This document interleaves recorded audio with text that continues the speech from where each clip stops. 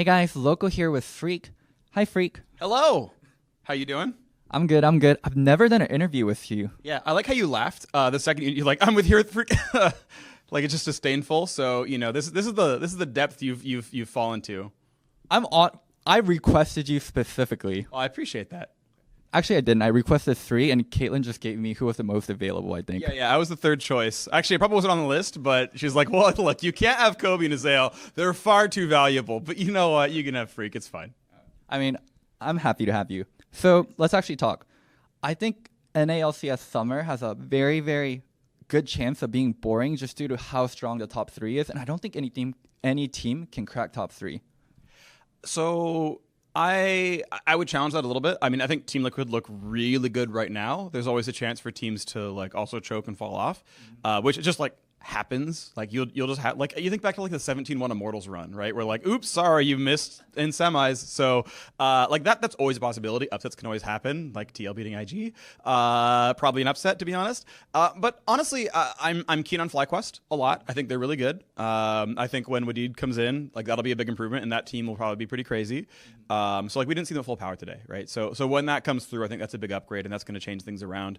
CLG looked promising today. Okay, kind of Thieves maybe not the hardest opponent, but like I thought Darshan was a weakness and Ruin is good, and that means that you should recalibrate what you think about this team. PoE is great, Biofrost is great, Wiggly was good today, like 6A has been incredible, so like that's a possibility. Golden Guardians I'm always like fairly keen on. Echo Fox apparently has been actually slaughtering kids in scrims apparently, so like who knows, maybe they're actually nuts like with Yusui and Loss and stuff. So I mean like I'm definitely not going to call anything coming into day one. You gotta give me a couple weeks until I like give a real opinion on all these teams. So I mean, my answer for now is I think it's open enough. Okay. The only part you actually mentioned about someone cracking top 3 was FlyQuest. All those other teams, they're nowhere near top 3.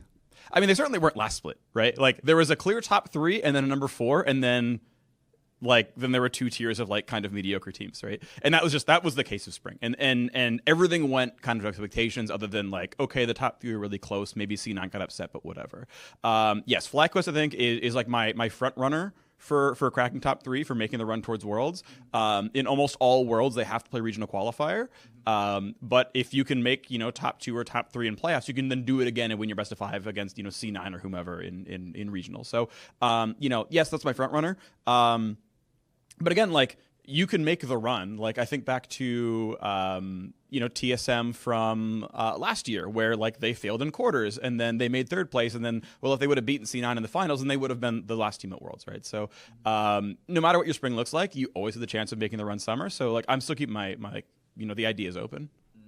So I've actually go to all the team subreddits a lot, especially Team Liquid and TSM, because those are the most active. Sure. Due to the casting at MSI, TL fans were furious, and they said you were biased against TL. Are you biased against TL? Do you have bias for any teams? Okay, so I am definitely not biased against TL. I have nothing against those players. I actually love Doublelift a lot. Like that guy is great. I love him. So that real quick. What I want to bring out, I guess, so I can understand why people think I am biased against TL. It's because they are TL fans, and I was very excited over G2 smashing them. And it's not because I'm excited to see TL lose. I'm excited because Europe won their first championships in 2011.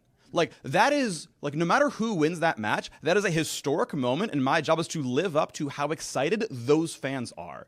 If TL popped off, I'd be just as excited. Okay, probably more so, because it'd be NA winning. But, like, I made it my mission that series to be just as excited for G2 as I was for, like, Cloud9 beating a Phreak last year. It's like, oh, this never happened! Like, I need to be in that mind state.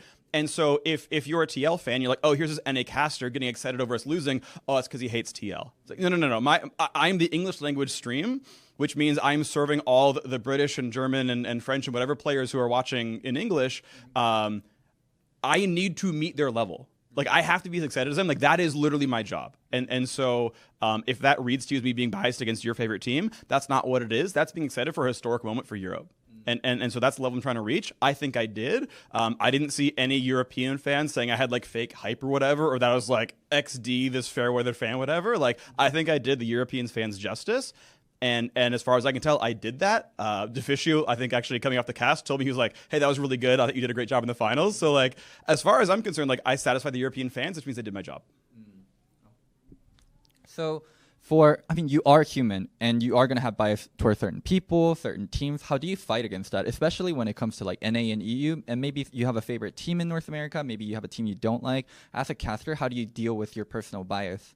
Sure. So absolutely, there's I want to see North America do well, right? That is the region I play in. That is the region I cast. I absolutely have affinity towards the NA teams that go to Worlds, right? I know those players better. I know those teams better. Yes, deep down inside, of course, I want to see Team Liquid or Cloud9 or TSM or whoever goes, right? Like, I don't actually care which team goes. Yes, like, if I could pick a team to win Worlds, I would pick an NA team to win Worlds, right? If I just, like, got to, like, write this script out, of course, right? And this is, like, no one is surprised by this. Of course I want NA to win. Again, my job is to then try to, present as unbiased as possible. I actually remember, like, way back in the day, there were, like back in, like, 2013 LCS or so, or like, I think earlier than that, like, there were teams where there were players I had beef with, and I was like, okay, I need to not present this as I dislike them, so I'm going to make sure really hard that, like, I say them in a positive light. And people were like, oh, you're an X team fan. I was like, I don't like those guys, but at least, okay, maybe I overcompensated, but, like I care a lot about trying to make sure I do a good job in presenting teams in a positive light. And one thing I actually want to try to do this split is just like immediately get excited for whatever team is winning, right? Get excited for CLG because they're winning with Ruin. Get excited for Team League because they're slaughtering TSM. Like, get excited for C9 because they picked up where they left off and, and they're clapping FlyQuest. And just like, I want to make sure that, like, hey, fans of the team that's winning, you think I'm on your side. Like, that's what I'm going to go for this split. And I think so far I'm pretty happy with it. So 100 Thieves and CLG both made roster switches, and they both weren't in playoffs last split, where I do think they have potential now, and they should be in playoffs. Which one are you more excited for? To me, I think the CLG upgrade was probably bigger on paper. I thought Darshan has had a really bad last 3 splits, and I think Ruin's a pretty solid player. So, and based on what I've seen so far, he seems pretty solid. So CLG looks like a playoff caliber team. There's a lot of teams that look playoff caliber, so someone's got to be left out.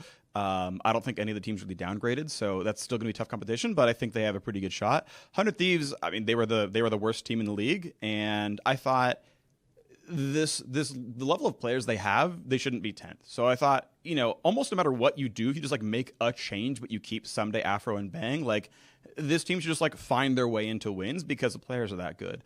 Amazing was sadly unimpressive today. I think he'll do better from what I understood. Like, he got off a plane today. So I'm going to give him like a pretty wide berth on today's performance. Yeah, it was bad, but like, dude, if you're 9 hours time delayed and you were on a plane the whole time, like, I'm just going to forgive that entire performance, right? Like, you took off at like 3 a.m. American time to get over here. Like, you're going to be sleep deprived. Like, he gets a pass completely. But that said, I still wasn't impressed with the rest of the squad. Like, I didn't see anything that great out of the rest of the players. So I think everyone else needs to step up too. It can be hard to be aggressive when your jungler isn't playing up to snuff. So, wait and see. But, today was kind of a black mark there. I still think this team can be good. Those players are insane. So, we'll see, I guess, right? Again, in like week 3 or 4, if they're still doing this, then they got to find something else to switch around. Like, clearly something is broken. But for now, I hold out hope. I am still more excited about CLG because they were so close, and I think they made a pretty obvious upgrade. So I want to ask a little bit about ProView. I don't want to be too Korean. I don't want to be too StarCraft. But in Korean StarCraft, there used to be replays that were hidden. Like, people wouldn't give out replays in terms of professional play. And then OGN made a decision to release replays publicly. And then a lot of pro players and pro teams complained that helped a lot of the teams catch up. It doesn't make us unique. Like, you're giving away our strategy. So ProView is somewhat of that. It now shows your individual point of view. It shows how people ping. It shows how people play. It shows how people chat and keep time of summoners. What kind of effect do you think ProView has on pro play, not to the public? Sure. To me, I'm actually excited about that. So my background was playing Warcraft 3, and replays were pretty much freely available in that game.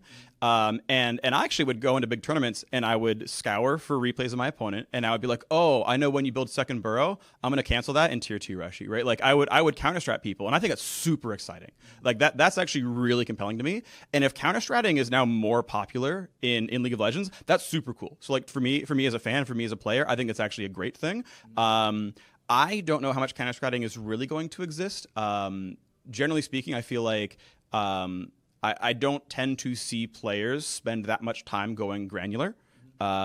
if teams have, you know, a pretty big, like, wide array of analysts and those people break that stuff down, okay, maybe you start getting some learnings. But I don't feel like what is it? I guess League of Legends feels like it's so broad, like there's so much going on. I think it's actually really hard to dive into individual pieces of like a game or a replay and get a lot of good learnings out, just because it's such a small piece of the pie, right? Because there's 10 players and not 2 compared to a game like StarCraft or Warcraft 3. So I think even if counter-strike does exist, I think the gains are also smaller. So if you're going for like, hey, what's efficient for your prep time? It might not be, you know, diving through every single doublelift game for the entire season, heading into, you know, your semifinal match or whatever. Well, we're in the franchise era, and every team has a lot of money and a lot of analysts, and I can promise you teams do scouting reports every week. Monday or Tuesday morning always starts with, hey, here's a scouting report on CLG and Team Liquid. This is how they play. These are their tendencies.